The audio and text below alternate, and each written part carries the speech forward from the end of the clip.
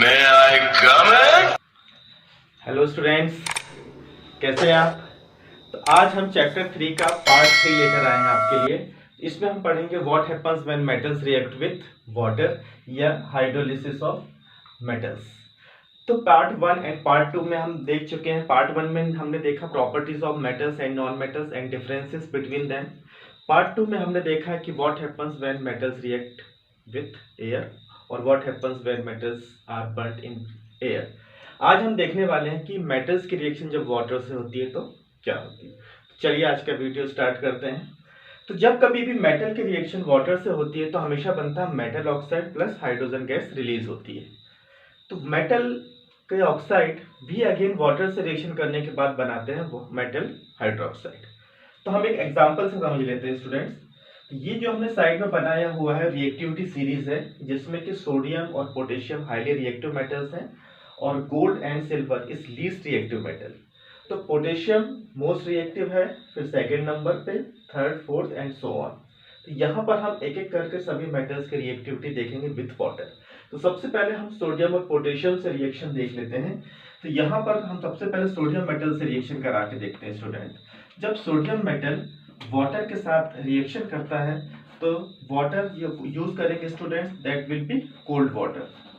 ये reaction cold water में possible है स्टूडेंट्स, क्योंकि यहाँ वाटर आपका कोल्ड है लेकिन ये मेटल तो हाईली रिएक्टिव है। तो ये हाईली रिएक्टिव मेटल इस कोल्ड वाटर से रिएक्शन करती है और यहाँ पर बनाते हैं sodium hydroxide plus hydrogen gas liberate होती है और साथ में heat energy, large amount of heat energy भी रिलीज होती है स्टूडेंट यहाँ पर। और ये हीट इतनी ज्यादा रिलीज होती है कि जो हाइड्रोजन गैस है, hydrogen gas is a combustible gas, hydrogen gas also use as a fuel. तो जो कंबस्टिबल गैस है इस हीट से एनर्जी लेकर इसके साथ क्या करती है, फायर को कैच कर लेती है हाइड्रोजन गैस और क्या हो जाती है, बर्न हो जाती है, जिसके कारण ये रिएक्शन काफी वायलेंट और एक्सोथर्मिक हो जाती है। इसलिए सोडियम को कभी भी मॉइस्चर के कांटेक्ट में नहीं आने दिया जाता है और इसको हमेशा किस में रखा जाता है, केरोसिन में। सेम रिएक्शन हम देख लेते हैं स्टूडेंट्स होती है पोटेशियम के साथ भी। पोटेशियम भी हाईली रिएक्टिव मेटल है, ये भी कोल्ड वाटर के साथ रिएक्शन करके इसको कोल्ड वाटर के साथ इसको बैलेंस कर लीजिए स्टूडेंट्स। इस रिएक्शन को कोल्ड वाटर के साथ रिएक्शन करने के बाद ये बना लेते हैं KOH प्लस हाइड्रोजन गैस और यहाँ पे भी बहुत लार्ज अमाउंट में हीट एनर्जी रिलीज होती है स्टूडेंट, जो कि अगेन इस कंबस्टिबल गैस हाइड्रोजन गैस के साथ रिएक्शन करके आग फायर कैच कर लेते हैं और ये रिएक्शन भी काफी वायलेंट और एक्सोथर्मिक हो जाती है। इसलिए इन दोनों को क्या होता है, हमेशा ओपन में नहीं रखा जाता और केरोसिन में रखा जाता है। तो सोडियम मेटल को आप जानते हैं केरोसिन में इसलिए क्यों रखा जाता है, क्योंकि जब ये मॉइस्चर के कांटेक्ट में आता है तो ये क्या करता है, फायर कैच कर लेता है। फायर कैच करने का रीजन क्या है कि जब सोडियम का हाइड्रोक्साइड बनता है तो साथ में कंबस्टिबल हाइड्रोजन गैस भी बनती है, जो कि बहुत ज्यादा एक्सप्लोसिव है, बहुत ज्यादा it is use as a fuel. तो इसकी वजह से क्या होता है, ये हीट मिलने से हाइड्रोजन गैस बर्न हो जाती है और आग लग जाती है। सेम केमिकल रिएक्शन इसके साथ होती है। ये दोनों केमिकल रिएक्शन वायलेंट और एक्सप्लोसिव है। तो ये हम देख लिया इन दोनों मेटल्स के बारे में। अब आपको एक चीज बताता हूँ स्टूडेंट्स कि ये हमारी जो रिएक्शन हो रही है, ये जो रिएक्शन हमने आपको बताई है, ये जो रिएक्शन है एक स्टेप में नहीं होती स्टूडेंट, ये रिएक्शन होती है 2 स्टेप में।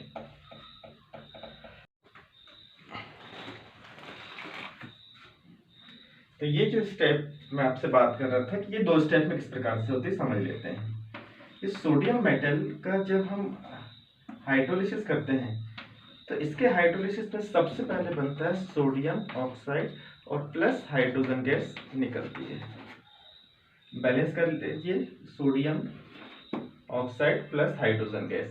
तो ये जो ऑक्साइड है स्टूडेंट्स, ये ऑक्साइड जो है काफी रिएक्टिव है। सोडियम मेटल बहुत ज्यादा रिएक्टिव होने की वजह से ये सोडियम का जो ऑक्साइड है, ये सोडियम का ऑक्साइड अगेन वाटर से रिएक्शन करने के बाद ये बनाता है सोडियम का हाइड्रोक्साइड। अगर हम ये दोनों केमिकल रिएक्शन को प्लस कर देते हैं स्टूडेंट्स, केमिकल रिएक्शन 1 और केमिकल रिएक्शन 2 ऐड कर दीजिए, 2Na प्लस ये 2 वाटर मॉलिक्यूल हो जाएंगे ये वाला लेफ्ट हैंड साइड ये राइट हैंड साइड से कैंसिल हो जाएगा और हमको मिलेगा NaOH प्लस H2। तो यहाँ पर आप बैलेंस कर दीजिए, बैलेंस हो गए।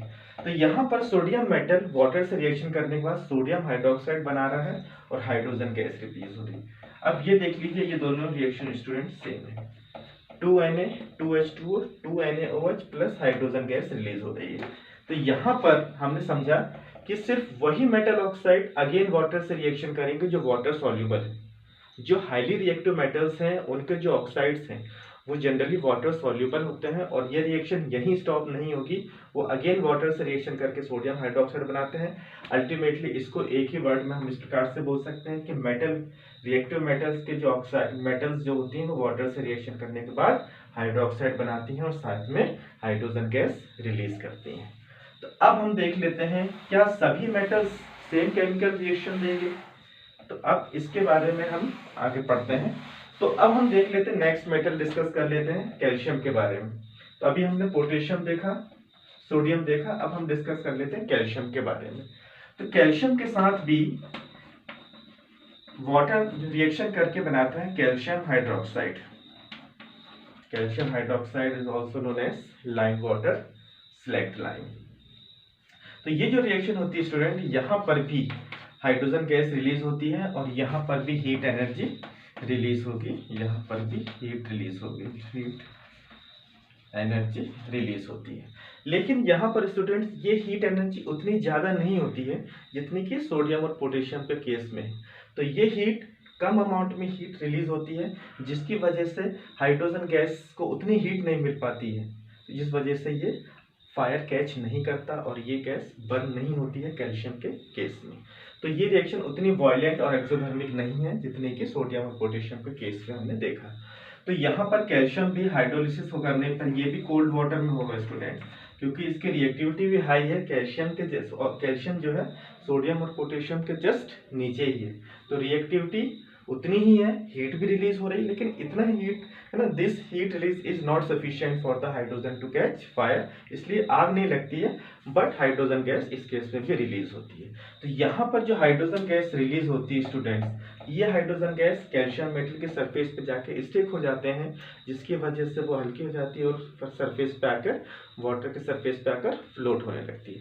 तो यहाँ पर हम इस प्रकार से देख लेते हैं कि अगर हम एक डायग्राम से समझने की कोशिश करते हैं कि हमने लिया, इसमें वाटर ले लिया, वाटर मॉलिक्यूल्स हैं, इस प्रकार से लिख लेते हैं वाटर मॉलिक्यूल्स। अगर हम इसमें किसी भी कैल्शियम मेटल के